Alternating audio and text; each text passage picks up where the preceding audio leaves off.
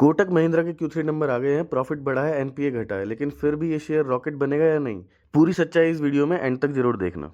तो दोस्तों, कोटक महिंद्रा ने अपने Q3 के नंबर डिस्क्लोज कर दिए हैं। चलिए डेटा करोड़्स में, डिटेल में और सिंपल लैंग्वेज में समझते हैं। तो चलिए सबसे पहले बात करते हैं टोटल इनकम की। पिछले क्वार्टर में टोटल इनकम थी 16,238 करोड़, पिछले साल 16,050 करोड़ और अभी इस क्वार्टर में Q3 में 16,741 crore.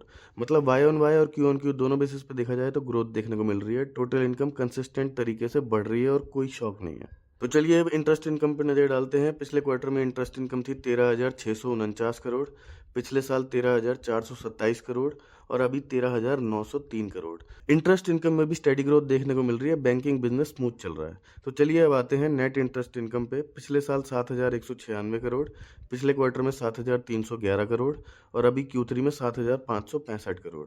Y on Y basis पे देखें तो 5% की ग्रोथ देखने को मिल रही है और क्यू ऑन क्यू बेसिस पे देखें तो 3.5% की ग्रोथ देखने को मिल रही है। मार्केट का एक्सपेक्टेशन था 7,500 करोड़ से 7,600 करोड़। कोटक ने बिल्कुल इनलाइन डिलीवर किया है। तो चलिए अब आते हैं एक्सपेंसेस पे। पिछले क्वार्टर में एक्सपेंसेस थे 10,970 करोड़, पिछले साल 10,859 करोड़ और अभी Q3 में 11,361 करोड़। एक्सपेंसेस बढ़े हैं लेकिन कंट्रोल में है, कोई अलार्मिंग साइन नहीं दिख रहा है। तो चलिए अब बात करते हैं प्रोविजंस की। पिछले क्वार्टर में कंपनी ने प्रोविजंस के रूप में 947 करोड़ गंवाए थे, पिछले साल 794 करोड़ और अभी 809 crore. Quarter on quarter basis पे देखें तो शार्प ड्रॉप देखने को मिल रहा है। एसेट क्वालिटी इंप्रूवमेंट का साफ संकेत है यहाँ पे। तो चलिए अब आते हैं नेट प्रॉफिट पे। पिछले साल 3,304 करोड़, पिछले क्वार्टर में 3,253 करोड़ और अभी Q3 में 3,446 करोड़।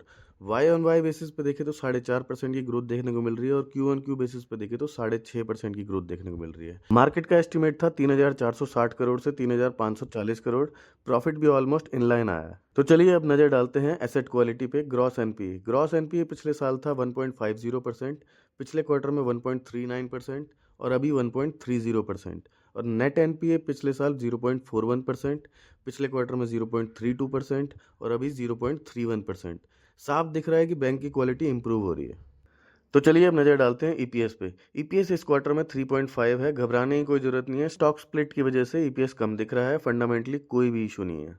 तो अगर ओवरऑल देखें तो रेवेन्यू इनलाइन है, प्रॉफिट इनलाइन है, एनआईआई स्ट्रांग और स्टेडी है, एनपीए इंप्रूव हो रहा है। लेकिन एक्स्ट्रा ऑर्डिनरी ग्रोथ नहीं है, इसलिए शॉर्ट टर्म रॉकेट जैसी उम्मीद मत रखिए। लॉन्ग टर्म स्टेबिलिटी वाला सॉलिड बैंकिंग स्टॉक है कोटक महिंद्रा बैंक। दोस्तों, अगर आपको ऐसे क्लियर डेटा बेस्ड एनालिसिस पसंद है तो वीडियो को लाइक जरूर करिएगा और चैनल को सब्सक्राइब करना बिल्कुल मत भूलिएगा। धन्यवाद।